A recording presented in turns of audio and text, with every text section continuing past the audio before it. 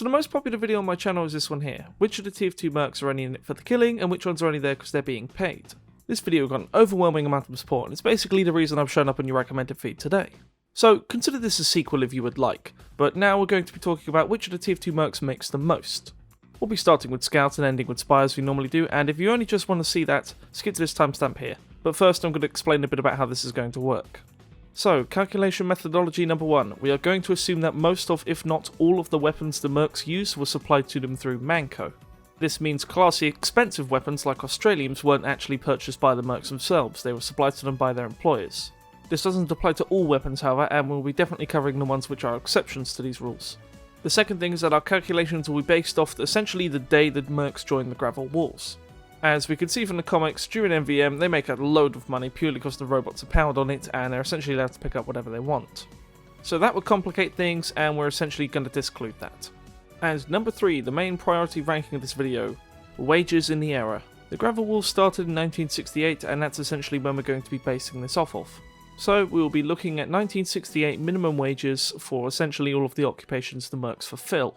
There are some funny ones we could look at. For example, Demo's official job description is that he's a house cleaner. However, we're not going to be taking that into account. He's a demolitions expert for this video. And with that being said, that is the long and lengthy explanation. Let's just get into it.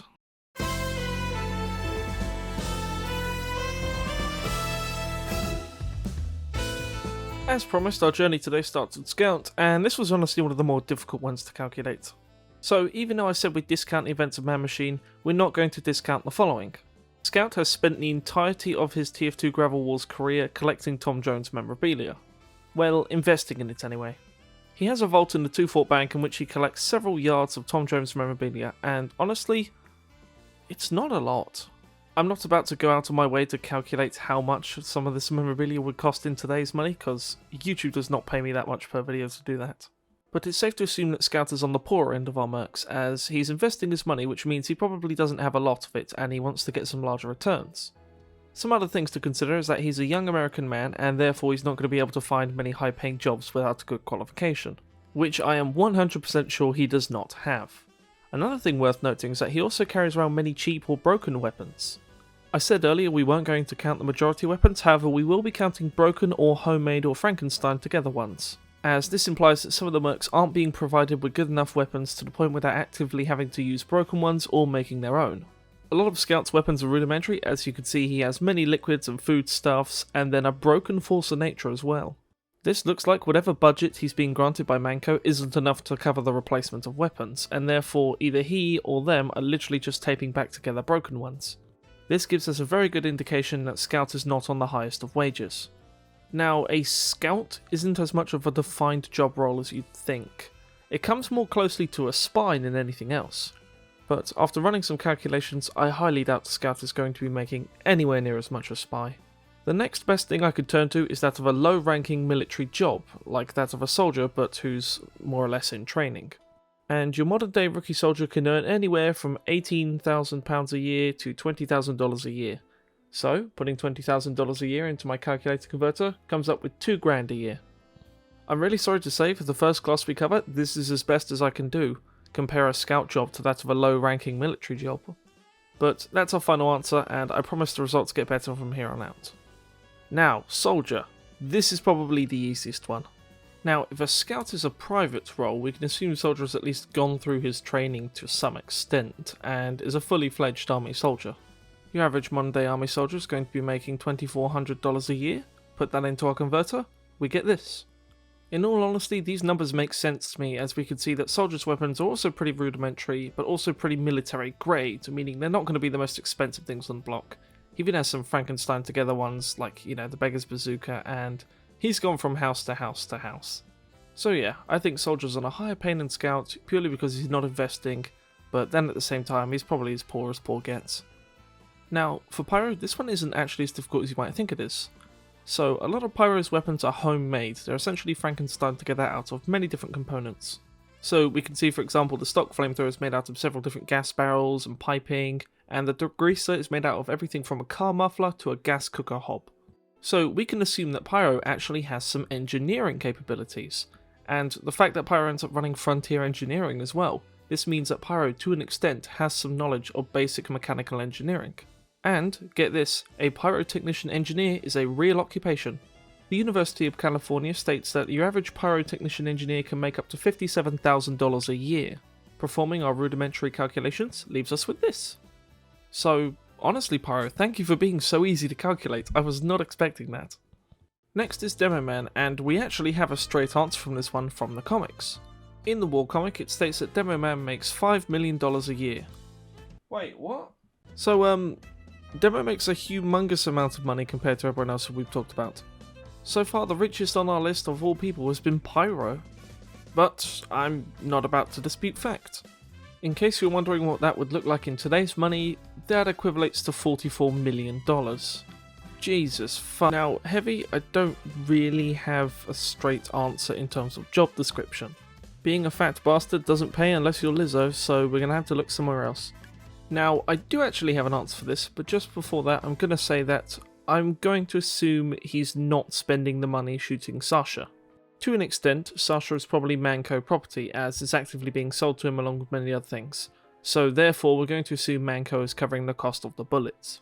Now, according to Poker Night in the inventory, which I'm going to be considering canon for this as I have no other research purpose whatsoever, Heavy charges 500 grand to assassinate someone. Put that in today's money, and it looks like this. And as to how much that is a year, I'm really sorry I don't have an answer. Considering how you can get an infinite amount of kills in game, there's no possible way on earth to calculate this. Like I said earlier, for this video I'm taking what possible research sources I can get, and this is the closest I can get to an answer for Heavy. Now we can already safely assume that Engineer makes quite a lot, as he was actively scouted by the Mann brothers. The rest of the Mercs were picked for the job by the administrator herself, yet he is essentially being picked not by the human resources team, but by the actual boss. The man also has 11 PhDs, and as someone who is currently studying a level below 1, I already know how difficult it is. Now, engineer is a very wide term in terms of job description, so we're going to be assuming he's some sort of military gun engineer, as that's what he specialises in. Typing that into Google, we get this answer here. Converting that into dollars, we get this here. I was honestly expecting this to be more, as I assume most people also were as well. However, we have no other evidence to suggest otherwise. I'm going to assume all of his building parts were supplied by the Mann brothers, as we can see in the loose cannon comic that this is probably the case. So all of his homemade and Frankenstein together weapons were probably made professionally and with expensive materials. What I'm trying to say is that he probably doesn't cover the cost of his own sentries, they probably come under company property. Now, with Medic we have a couple conflicting answers. For one, I just want to say that in the comics, the reason why Medic joined up with the TFC team is because that, and I quote, exotic animal organs aren't cheap. So this means that he's buying a lot of his experimental materials himself, and they're not being actively covered by Manco. The other thing to note is that he was at some point a doctor. I know there's lots of evidence to suggest he wasn't, but I don't agree with that, as he actively says he lost his medical license, meaning he did have one to begin with. Your average medical practicing field expert deployed makes this much these days. Using our converter once again, we get this much. So for the sake of this, I'm going to assume that Manco probably wasn't covering the cost of all of his experiments, but maybe they were with, say, the Ubercharge ones.